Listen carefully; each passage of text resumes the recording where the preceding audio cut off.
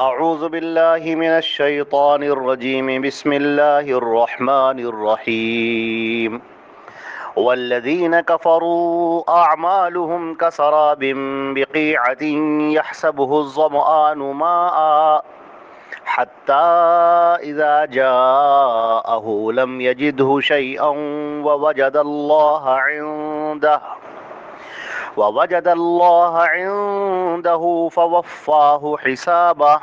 واللہ سریع الحساب۔ یہ سورہ نور کی آیت نمبر 39 ہے، 39، اور ترجمہ اس آیت کا یہ ہے: اور جو لوگ کافر ہیں ان کے اعمال کی مثال بیابان میں سراب کی طرح ہے کہ پیاسا اس کو پانی سمجھتا ہے، یہاں تک کہ جب اس کے پاس پہنچتا ہے تو کچھ نہیں پاتا اور اپنے پاس اللہ کو موجود پاتا ہے۔ بالآخر اللہ اس کا حساب پورا چکتا کر دیتا ہے اور اللہ بہت جلد حساب لینے والا ہے۔ حضرات گرامی، یہاں پر کفار کے اعمال کی مثال بیان کی گئی ہے۔ جو کفار ہیں، مشرکین ہیں، وہ جو اپنے اعمال کرتے ہیں، نیکیوں کے کام ہوں، اچھائیوں کے کام ہوں یا ان کے برے کام ہوں، تو ان کے اعمال کی مثال سے ان کو وہ سمجھتے ہیں کہ یہ کام ہمارے فائدے مند ہوں گے، جیسے انہوں نے نیکی کے کام کیے، صدقات کیے، خیرات کیے، یا جیسے مشرکین مکہ خانہ کعبہ کا طواف کرتے تھے اور بہت سارے کام کرتے تھے، نیکیوں کے بھی، صدقات اور خیرات بھی کرتے تھے، تو وہ یہ سمجھتے تھے کہ یہ کام ہمارے کام آئیں گے، یہ اعمال ہمیں جنت میں داخل کرا دیں گے، یہ اللہ کو راضی کرنے والے اعمال ہیں، وہ یہ ایسا سمجھتے تھے۔ لیکن چونکہ وہ کفر کرنے والے ہیں، شرک کرنے والے ہیں، لہذا ان کے سارے اعمال ضائع ہو گئے۔ اب اس کی مثال قرآن پاک میں یہاں پر دی گئی ہے، اور بڑی پیاری مثال ہے،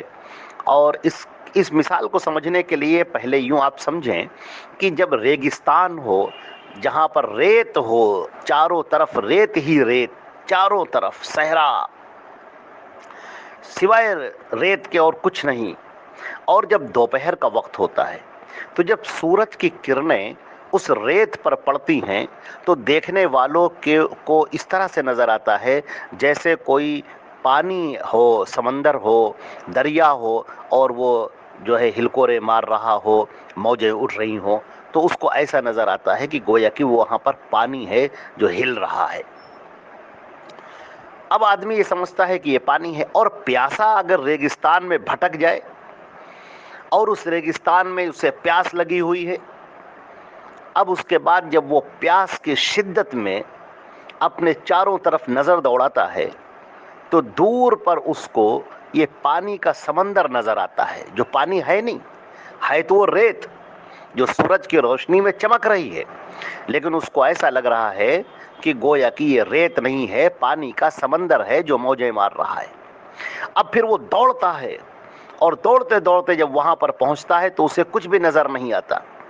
اسے خالی ریت نظر آتی ہے، اور دور پر دیکھتا ہے تو پھر اسے پانی سمندر دکھائی دیتا ہے، پھر وہ وہاں پر پہنچتا ہے، اسے کوئی نظر نہیں آتا،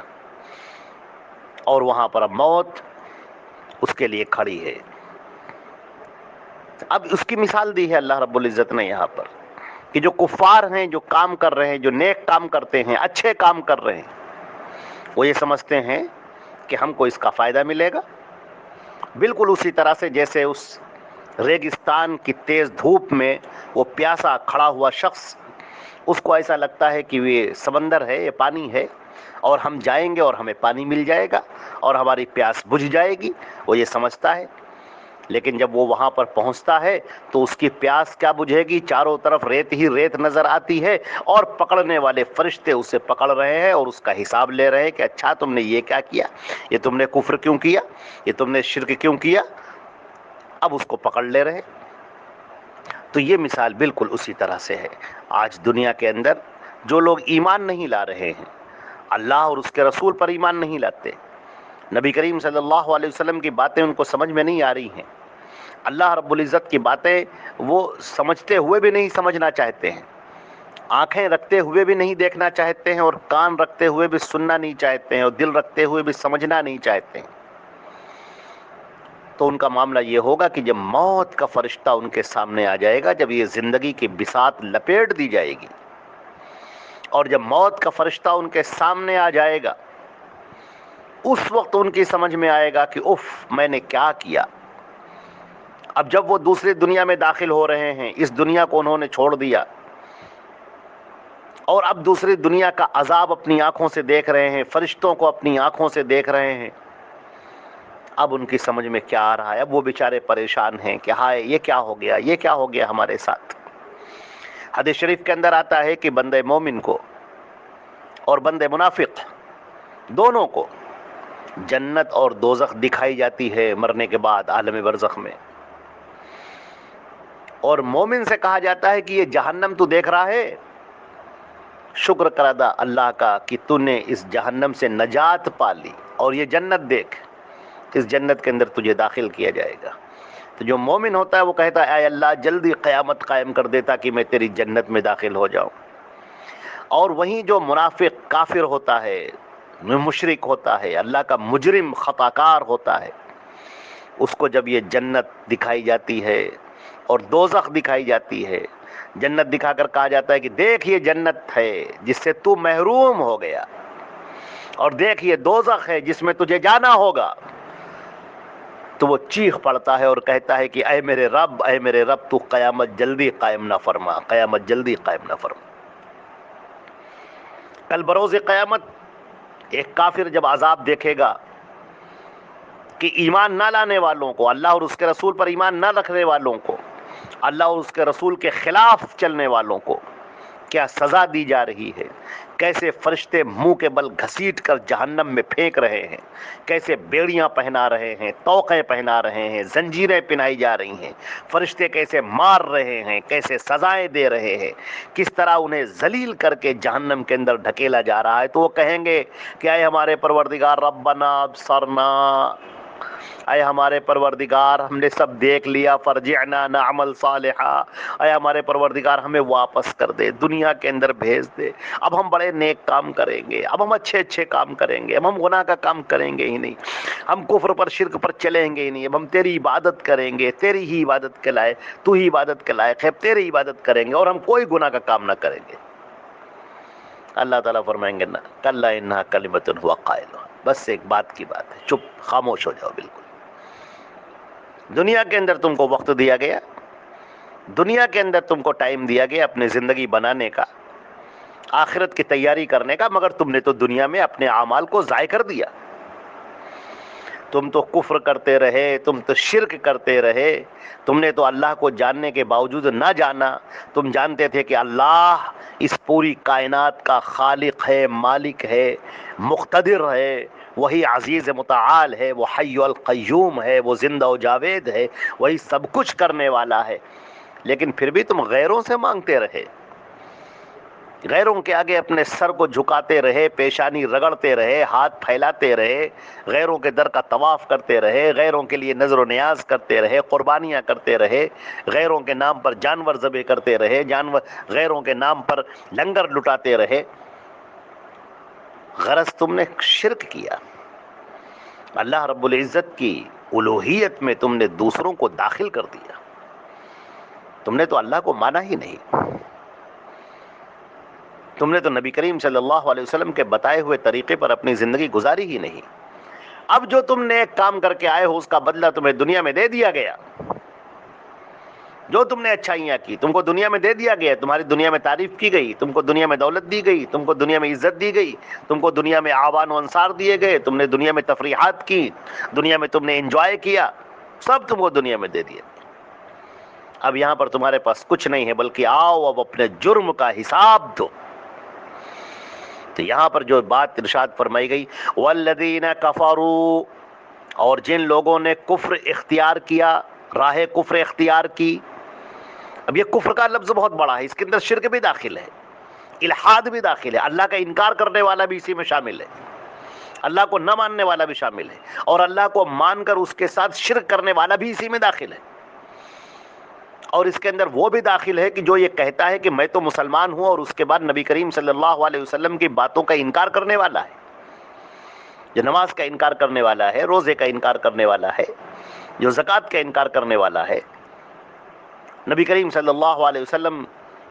کے بتائے ہوئے احکام کو پس پشت ڈالنے والا ہے، اور یہ کہنے والا ہے کہ نہیں، ہمارے بس اسلام چند عبادتوں کا مجموعہ ہے، باقی ہماری پوری زندگی کے لیے تو فلاں مغربی تہذیب ہے اور فلاں تہذیب ہے، تو یہ کفر کا دائرہ بہت بڑا ہے۔ جن لوگوں نے یہ کفر کیا، اعمالہم، ان کے اعمال ایسے ہیں، کسراب بقیعۃ، جیسے ایک ریگستان میں سراب ہو۔ سراب کے معنی ابھی ہم نے بیان کیے کہ ریگستان کے اندر جو ریت سورج کی روشنی میں چمکتی ہے اور دیکھنے والوں کو وہ پانی معلوم ہوتی ہے کہ وہ پانی ہے وہاں پر، اس کو سراب کہتے ہیں۔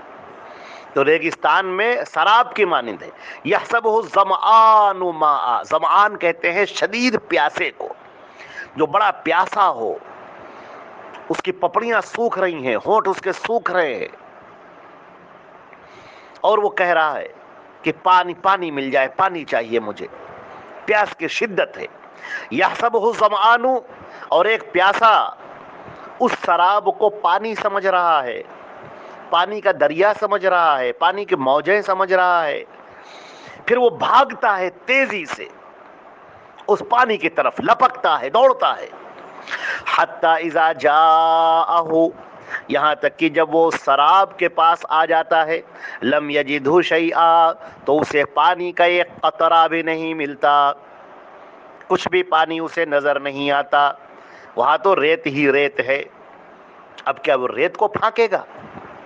اب کیا وہ ریت کو کھائے گا پیے گا؟ وَوَجَدَ اللَّهَ عِندَهُ، اور وہاں پر اللہ کو پا لیتا ہے،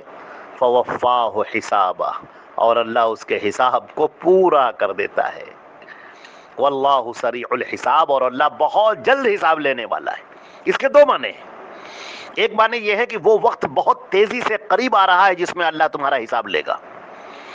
تم کو ایسا لگ رہا ہے کہ زندگی بہت طویل ہے اور تمہارے جرموں کا کچھ نہیں ہوگا، تم گناہ کرتے ہو اور خوش ہوتے ہو، تم دوسروں کو دھوکہ دیتے ہو اور خوش ہوتے ہو کہ ہم نے ارے فلاں کو دھوکہ دے دیا، جھوٹ بول کے کسی کو تم بیوقوف بنا دیتے ہو، کسی کی زمین پر قبضہ کر لیتے ہو، کسی پر تہمت لگا دی، کسی کا مال ہڑپ کر گئے، کسی کا حصہ کھا گئے، غلط کے جو گناہ کے کام تھے وہ سب کرنے لگے، اور یہ سمجھتے ہو کہ ارے بہت دور ہے بھی، سب ٹھیک ہے۔ اللہ تعالیٰ فرماتا ہے واللہ سریع الحساب، اللہ بہت جلد حساب لینے والا ہے، وہ وقت بہت تیزی سے قریب آ رہا ہے، جس کو قرآن پاک میں کہا گیا کہ وَيَرَوْنَهُمْ بَعِيدًا وَنَرَاهُ قَرِيبًا، لوگ اس کو قیامت کے دن کو بہت دور سمجھ رہے ہیں جبکہ ہم اسے بڑا قریب دیکھ رہے ہیں۔ اور ایک دوسرے معنی یہ ہے کہ واللہ سریع الحساب، اللہ بہت جلد سب کا حساب کر دے گا، یعنی میدان محشر میں جو اربوں خربوں لوگ ہوں گے ان کے حساب میں وقت نہیں لگے گا، اللہ بہت تیزی سے جلدی سے سب کا حساب کر دے گا، اور جس کو جنت میں جانا ہے وہ جنت میں چلا جائے گا، اور جس کو جہنم میں جانا ہے وہ جہنم میں چلا جائے گا۔ لہٰذا اللہ رب العزت کے سامنے کھڑے ہونے سے ڈرو۔ یہ دنیا کی زندگی خواب کی مانند ہو جائے گی، جب ہم مر کے اللہ کے سامنے کھڑے ہوں گے تو یہ دنیا کی زندگی جو ہم گزار کے آئے ہیں وہ ایسا لگے گا جیسے خواب تھا جو کچھ کے دیکھا، ایک خواب سے ہم بیدار ہوئے ہیں اور اعمال ہمارے سامنے موجود ہیں، دنیا میں جو کچھ بھی ہم نے کیا تھا، اچھا کیا تھا یا برا کیا تھا، سب ہمارے سامنے موجود ہے۔ اور کوئی کہنے والا کہہ رہا ہے یہ گھڑی محشر کی ہے، تو عرصہ محشر میں ہے، پیش کر غافل عمل کوئی اگر دفتر میں ہے۔ تمہارے اعمال کیا ہے؟ نیکیاں کہاں ہیں؟ اللہ کی اطاعت کہاں ہے؟ رسول کی فرما برداری کہاں ہے؟ دکھاؤ، دکھاؤ اور جنت پاؤ۔ لیکن تم نے تو گناہ کے کام کیے ہیں، تمہارا نامہ اعمال تو گناہوں سے بھرا ہوا ہے، تم تو دنیا کی زندگی کو سب کچھ سمجھتے رہے اور دنیا کی زندگی ختم ہو گئی، اب تم خالی ہاتھ یہاں پر کھڑے ہوئے ہو، اب سر پیٹنے سے کچھ نہیں ہوگا۔ قرآن پاک نے اس کا نقشہ کھینچا ہے کہ یوم یعض الظالم علی یدیہ، جس روز ظالم اپنے ہاتھوں کو چبائے گا اور کہے گا کاش کہ میں نے رسول کا طریقہ اختیار کیا ہوتا، ہائے میری تباہی بربادی، کاش کہ میں نے فلاں کو اپنا دوست نہ بنایا ہوتا۔ کچھ لوگ کہیں گے وہاں پر ہلک عنی مالیا، میرا مال مجھ سے ہلاک ہو گیا۔ میری سلطنت، میرا اقتدار سب ختم ہو گیا، میں تو یہاں پر بالکل پریشان ہو کر کھڑا ہوا ہوں، اب کوئی مدد کو نہیں آ رہا۔ یوم یفر المرء من اخیہ و امہ و ابیہ، آج باپ اپنے بیٹے سے بھاگ رہا ہے، ماں اپنے بیٹے سے بھاگ رہی ہے، بھائی اپنے بھائی سے بھاگ رہا ہے، دوست اپنے دوست سے بھاگ رہا ہے، ایک شخص اپنے محبوب سے بھاگ رہا ہے جس کو دنیا میں بڑا پیار کیا کرتا تھا، سب سے بھاگ رہا ہے، اس کو اپنی پڑی ہے، اپنی جان بچانی ہے۔ وہ قیامت کو منظر ہوگا جہاں پر آپ کے یہ اعمال کام آئیں گے جو نبی کے طریقے کے مطابق گزرے ہوں گے۔ جس نے اللہ کو پہچان لیا، اس کے نبی کی باتوں کو مان لیا، وہ کامیاب ہو گیا، اور جس نے نہ مانا، اللہ اس کے رسول کا انکار کر دیا، اللہ کی اتاری ہوئی شریعت کا انکار کر دیا، زندگی جرم کر کے گزاری، گناہ کر کے گزاری، وہ کل قیامت میں بہت پچھتائے گا، اور اس وقت پچھتانے کا کوئی فائدہ نہ ہوگا۔ اللہ رب العزت ہم کو اور آپ کو عمل کرنے کی توفیق عطا فرمائے۔ السلام علیکم ورحمۃ اللہ وبرکاتہ۔